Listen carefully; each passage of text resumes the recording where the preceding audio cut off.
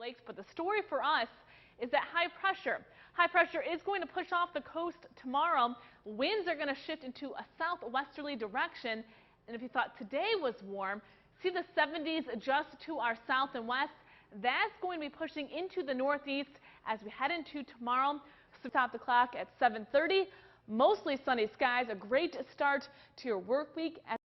It may be beautiful outside, but it has been a harsh and cold winter across central New York. So harsh that Syracuse was named one of the top 5 worst winter cities this year. Students at Utica College are taking the plunge into the wellness and education program and ziplining to a brighter future.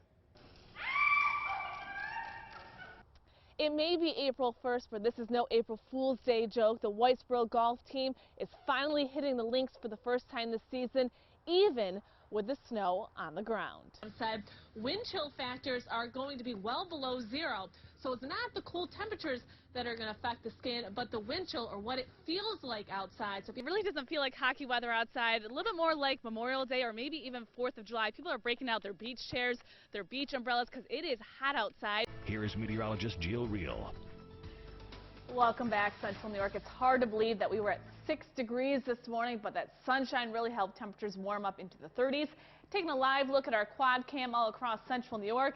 Lots of sunshine this evening. A beautiful spring evening from Herkimer to New Hartford, Rome, and Yorkville. Roadways are dry at this time, but as we head into tonight and into tomorrow, we do run the risk for some snow to move back into Central New York. I know it's hard to talk about snow when we saw the sunshine and warmer temperatures today. Currently, we're at 36 degrees at Griffith Park with a dew point of 8 and calm winds at sunset around 7:30. Sky watchers this evening. Dorothy and Stratford, 32 degrees, 39 from Larry and Salisbury. Mike in New Hartford reporting a temperature of 36, 35 from Helen and Castle, and Dave in Westonville and Rich and Steuben, and 33 degrees from Becky and West Lydon. We'll travel down across the southern valleys. Deb and Hartwick at 39 degrees, and Stewart and Cooperstown at 35. So a lot of warmer air compared to what we've been dealing with over the past couple of days, and a lot of sunshine. That means quiet conditions on our Storm Tracker 2 live radar. As we zoom out, I want to point out that there are some clouds beginning to move in back towards Buffalo. These clouds are out ahead of a cold front that's going to move into Central New York for tomorrow. Now, out ahead of that cold front, we are seeing some snow just to the west of Toronto in eastern parts of Michigan. That snow is going to push into the northeast as we head into tonight and into tomorrow. So yes, it was beautiful today, spring-like, but unfortunately we are talking about that chance for some snow for tonight and into tomorrow. Some positive news, you see those 40s just to our west. That will be our weather as we head towards the end of the work week. We just got to get through the snow tomorrow, cooler temperatures for Wednesday, and then we will see that chance for some 40s by the middle and end of the work week. So on our skycast for tonight, again, an increase in clouds. As we get closer to 1, 2 o'clock in the morning, that's when the snow showers will begin to move on in. You know, notice deeper purples to our north. That indicates a little bit heavier snow across the north country as well as the southern valleys. But for the Mohawk Valley, some very light snow during the overnight. Now, as we go into tomorrow morning commute, going to be dealing with some snow showers around 7:30. That snow will transition over to some rain as we warm up during the afternoon and evening. So by 1 p.m., most areas will see rain, but some snow lingering on across the north country.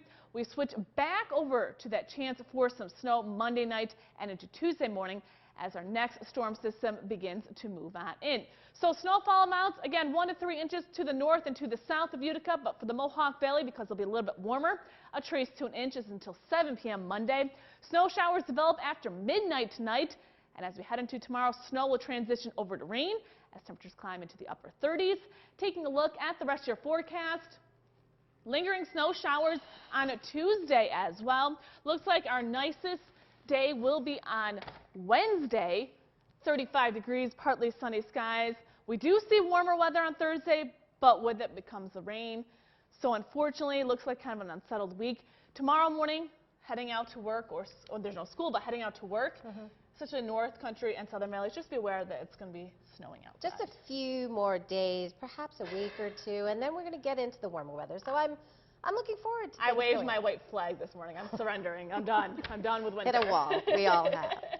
Good evening, I'm Don Shipman. I'm Kristen Copeland. Thanks for joining us. Buffalo is getting hit yet again with a round of lake-effect snow, and with no end in sight, local firefighters have traveled to western New York to help out. That's right, brand new at 6. We're going to hear from 2 of those heroes. It is your top story tonight. News Channel 2's Jill Reale reports from Woodgate. It was Tuesday night when 2 local firefighters got the call that they would be heading to Buffalo to help local residents out of their homes after record-breaking snowfall. Our responsibility was we were support staff to their fire company to help their crews get to people and help evacuate people with the use of our snowmobile. Woodgate firefighters Tuesday night to Buffalo to help out a local fire department. When they arrived, they were in awe of what they witnessed. The amount of snow was just, it was breathtaking, and in some aspect it was actually scary because you knew it wasn't just a snow bank, it was actual snowfall that was everywhere. They went right to work as soon as they arrived, and with 60 inches of snow, made it almost impossible to rescue people. Well, I've seen a lot of snow. Like, we live in the North Country. I've seen more snow than most people can even comprehend, but getting out there was like just unheard of. I was like, how are we even going to go about this? The snowmobile's not going to go through this whatsoever. It was very difficult. They would send us to a road and give us a house address on that road, which one of them was approximately 3/4 of a mile from the actual highway that we used to get there, and we weren't able to use the snowmobile to get there because there was so much snow. There was snow this tall. We actually had to crawl on our hands and knees and using a snow shovel to keep our hands from sinking into the snow, because if you stood up, you instantly sank over waist deep. It took over 2 hours to rescue one person, but that didn't matter. All that mattered was that they were safe and warm. I don't think they understood the magnitude of what was being dealt with. And once they realized, they were actually grateful, very grateful. And there was a lot of grateful people out there. So how high was the snow in western New York? But for the most part, it was roughly this high. And that was a natural snowfall. That wasn't the snow banks. Some of the snow banks were actually this high. They were as high as the truck. No matter what the amount of snow is, it would have not stopped volunteers from helping out during this historic event. It's heartwarming. You know, that's why we all become volunteers. We become volunteers because you want to help your neighbor.